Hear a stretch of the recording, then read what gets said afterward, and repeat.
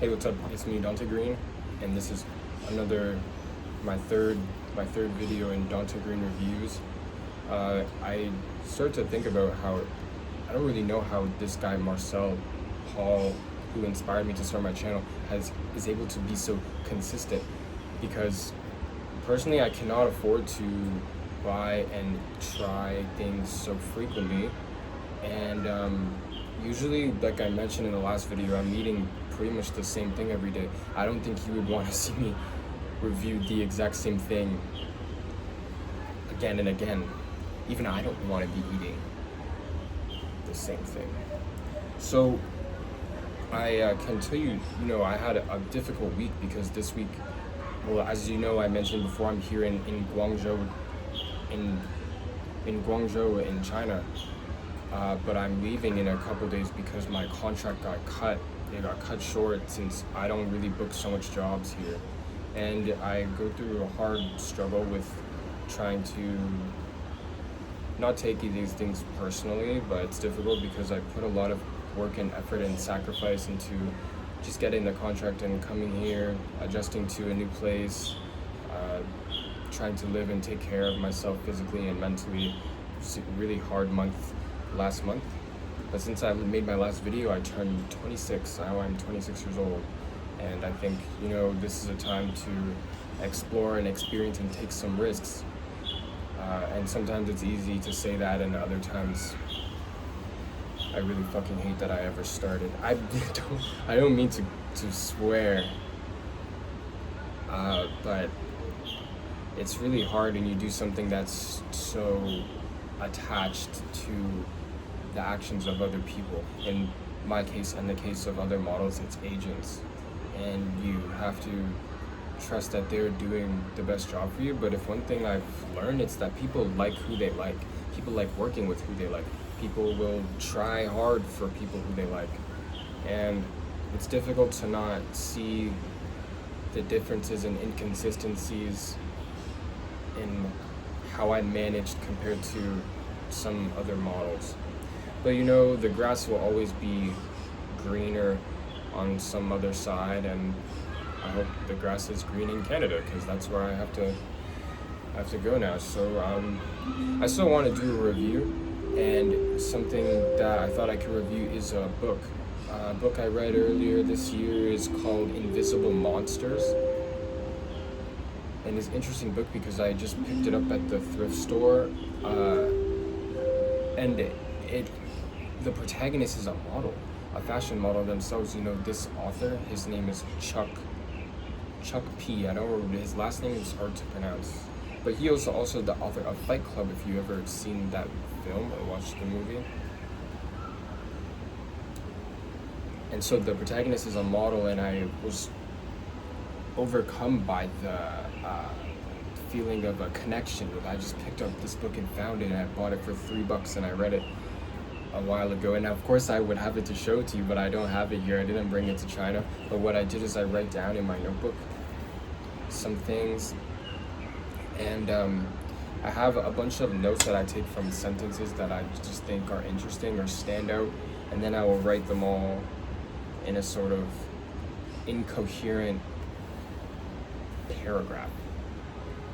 So I hope you will take a couple minutes to listen to me, and I'll just read to you what I wrote from Invisible Monsters, which is about a model who goes through an accident in which her whole jaw gets taken off. I can't remember exactly. I think it's a car accident.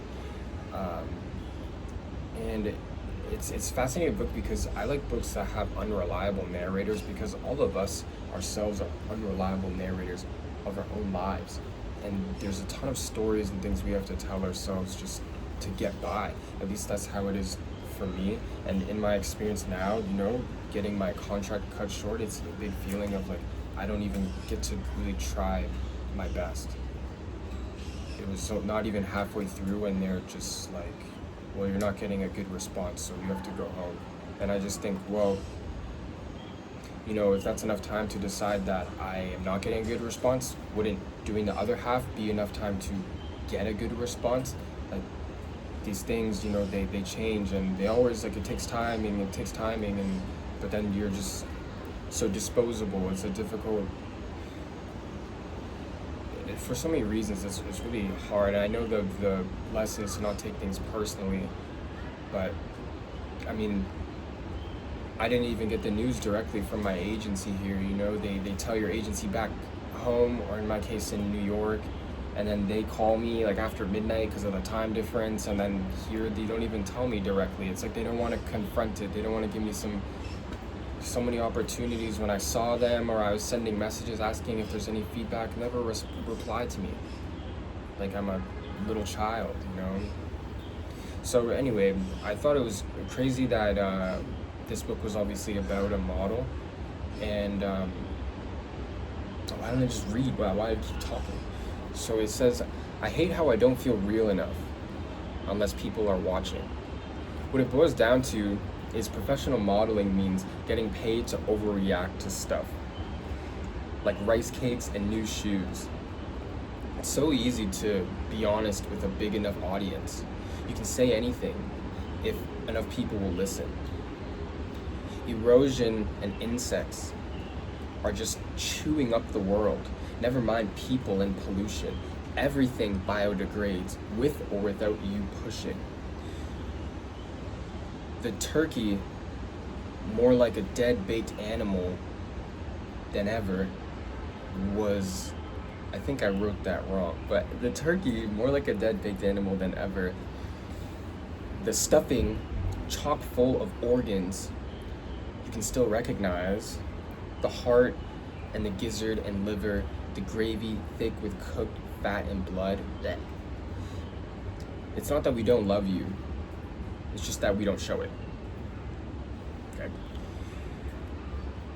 When did the future switch from being a promise to being a threat?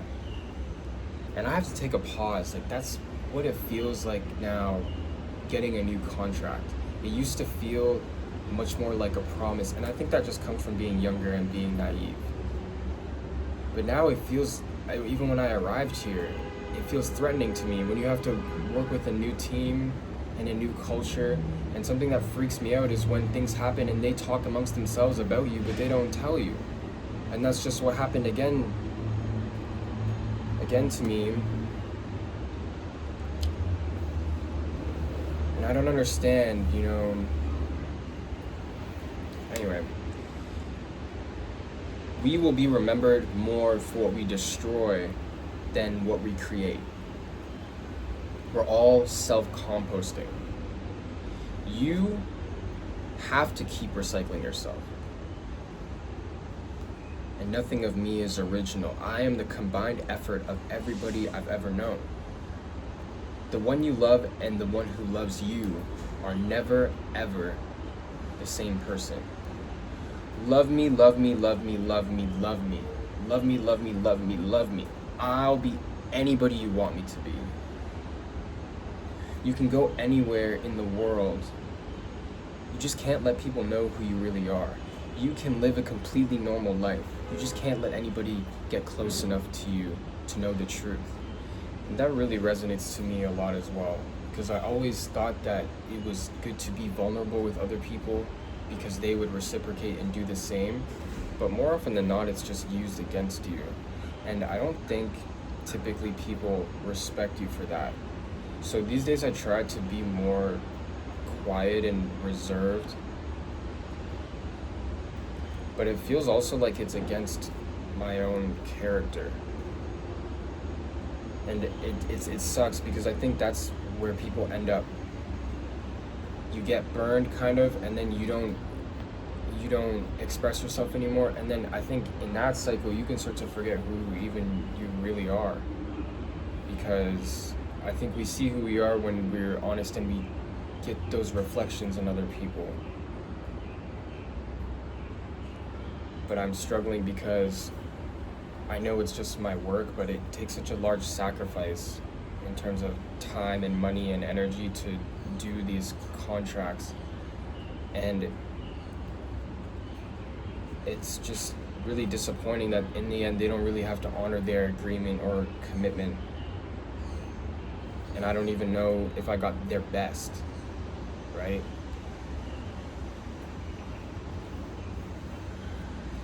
Veils. A good veil is the same as staying indoors. Behind a good veil, you could be anyone. A good veil says, we have not been properly introduced. A good veil says, thank you for not sharing. People just can't stand not knowing something. Behind the veil, you're the great unknown. Most will fight to know you, some will deny you're a real person, and some will just ignore you. Even if somebody is only wearing an eye patch, you still want to look to see if they're faking. The most boring thing in the world is nudity. The second most boring thing is honesty. And the third most boring thing is your sorry ass past. A peekaboo nightgown you wear over your whole identity. Measuring one quantity with precision leads to increased uncertainty in the other quantity, the uncertainty principle. So again, it's just, a combination of a bunch of sentences that stood out to me, and it's just interesting to read it all together. Something I really love about that character is that she has this really youthful, anarchist sort of quality to her. Like when she says that people aren't ruining the planet, it's all these fucking bugs and trees, dude. What the hell? And of course we know it's not true, but I think when you're young, you can take this really negative stance to just, I know I used to do that, where you just, I hate everything, and that's so bad, because you want somebody to see you and like invest in you and be like, hey, let me show you it's not really like that. So you say shit that's just ridiculous, that you even yourself know isn't true. But just like with a lot of young people, it's like a cry for help or attention. And it resonates with me now, because those wounds, I don't know, I guess they heal, but they definitely scar. And it's a lot easier to be a prosecutor sometimes. When you're depressed, it's a lot easier to view that depression as more true. And that's a safe space. It's a safe space to stay. Being positive and optimistic, it just seems like you're setting yourself up to get rug pulled. And that's how I feel here. And of course I can look at the whole experience and be like, well, there was this and that, and if I didn't come, and there's always that stuff, But I wanted it so badly to work. I've been trying to come here for a long time, man. And I didn't even get to finish my time. I didn't even get a direct explanation. My agent in New York read me the email that they sent. They were like, sorry, blah, blah, blah, blah, blah. They didn't say shit to me. But I know I'm a capable model. And in the end, I just think it's not the timing or the market. You guys didn't work hard enough. If I've learned anything in my now 26 years, is you can get whatever it is if you really want it. And a lot of agents I talk to, they're not inspired by their work anymore, They're just going through the motions. They're just riding on the reputation of the agency, expecting what used to work and what has worked in the past to work now. And I hope, if any other models end up watching or hearing this message, that I just understand. I don't think all of us have to go through it. I really don't know. There's so many models and a lot of stories, but I understand the doubt and especially the feelings of worthlessness.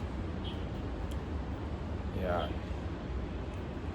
So I'm gonna try to, I gotta go home and pick up some pieces.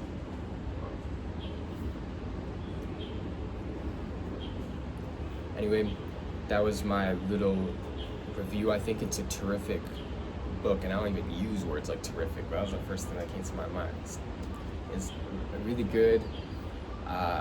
way to just see it inside someone's mind. And I think words are just so powerful. The things that people decide to write, it's not really like TV or even videos like this where people are trying to come off a certain way.